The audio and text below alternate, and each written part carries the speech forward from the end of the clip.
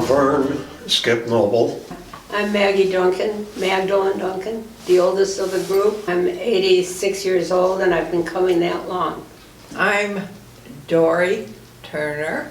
I'm Vera Jo Binky Noble Berry. Three of us, it would be our grandfather and Maggie's father.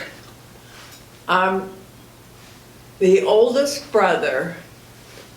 Oscar wanted a place where the family could gather. Oscar was an ophthalmologist who lived in Chicago.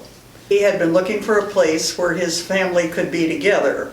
And he came across an advertisement in 1916 for the sale of this property, which had been built as a lumber town in 1892. It had been built as a town, not just a lumber camp, but a full-size town. The building we're in right now is the boarding house for the single loggers. The building immediately to the west of us was the general store and the meat market and the company offices. And the loggers who had families built their houses along the road. And the company went bust in 1893, and the town was gradually abandoned. A Michigan Supreme Court judge bought it and used it as property to hunt on. When he died, his family put the property up for sale, and Oscar KRAFT saw the notice of sale and came up and looked at it and bought it in the winter of 1916.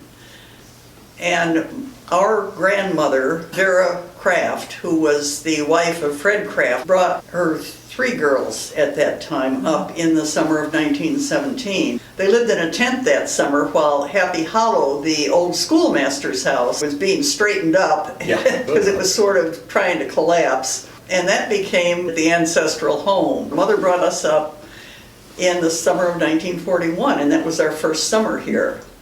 And after that, we never went anywhere else in the summertime. We grew up with kids of our own age that were guest children and other family children, and we had sort of a running pack of girls and a running pack of boys that all grew up together and still are together as a pack in the summertime.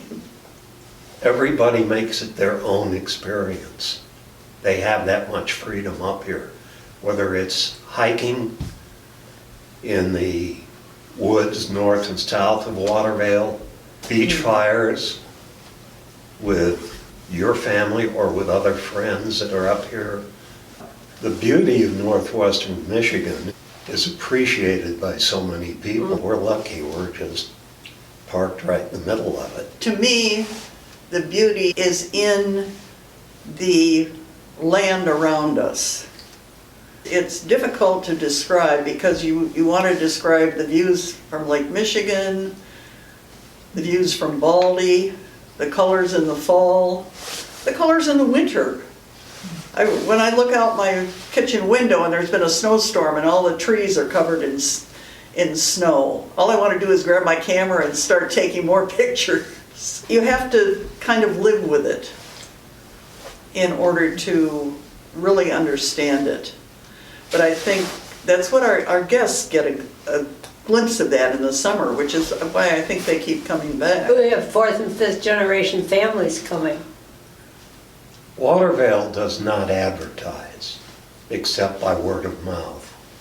Most people reserve their next year's space when they are leaving. People return. If we have a problem, it's a waiting list. I think the freedom that children have is one of the attractions of Watervale. In so many ways, it's the people that make Watervale. The guests who come here, the people who work here. The families make friends. And the families get to do activities together. And they're able to make friends from far and wide. It's not that people from Indianapolis come.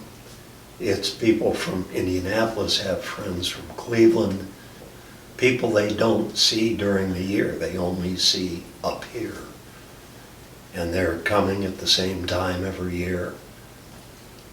And they continue to come back at the same time. Watervale will shine. Watervale does shine.